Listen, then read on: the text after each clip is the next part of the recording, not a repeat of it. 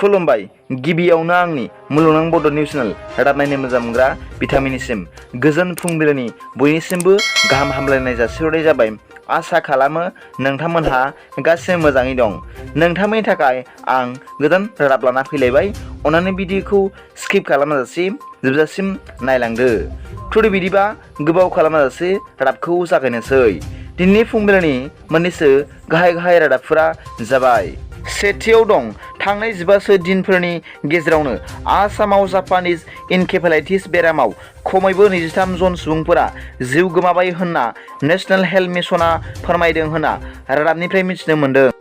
मख'जाथावदि बे Japanese encephalitis बेरामा थाम्फैनिफ्राय सोमजियो आरो बे बेराम जानाय माखासे जिल्लाफोरा जाबाय आसामनि बरपेटा, कामरुप मेट्र'पलिटान, सामज, कार्बि आलं, हाजय, नगाव, शिबसागर, नलबारि, उदालगुरि जिल्लाफोराव जादों होनना नेशनेल हेल्थ मिशनआ फोरमायदों होनना खौरां मोननाय जादों।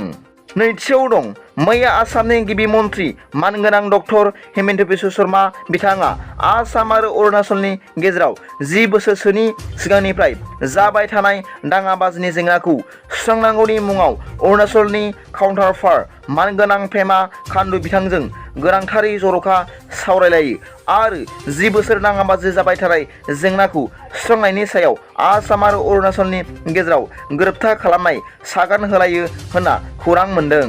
मख'जाथावदि बे गोनांथार सावरायलायनायाव 123 गामिनि गासै 86 गामिफोरनि दाङाबाजिनि जेंनाखौ सुस्रांग्रोनो आसामनि गिबि मन्त्रि मानगोनां डक्टर हिमन्त बिश्व शर्मा बिथाङा बाथ्रा होबोदों आरो माखासे थाबावनाय गामिनि दाङाबाजिनि जेंनाखौ फैगौ सेप्तेम्बर दाननि 15 अक्ट'सिमाव सुस्रांनो खोथा होबोदों होनना खौरांनिफ्राय मिथिनो मोननाय जादों।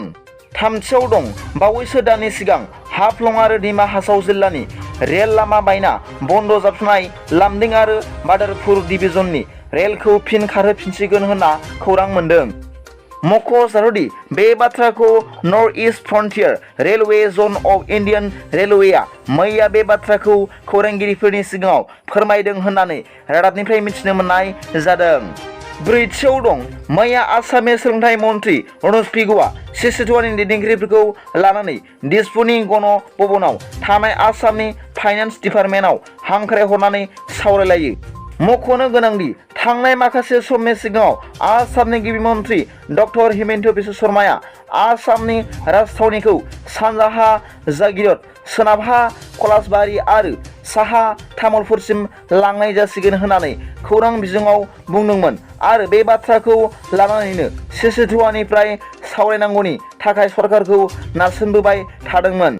बेखौनो मैया सिसिटुवाया ट्राइबेल बेलेन्स एन्ड ब्लकखौ खहा खालामनानै राजथावनि गायसननायखौ गनायनो हाया आरो आसाम रायजो जानाय ट्राइबेलफोरा जेरावखि थाया मानो बै ओनसोलफोरखौनो हानि फाट्टा होनांगौ थांखिफोरखौ लानानै गुवारै सावरायलायो।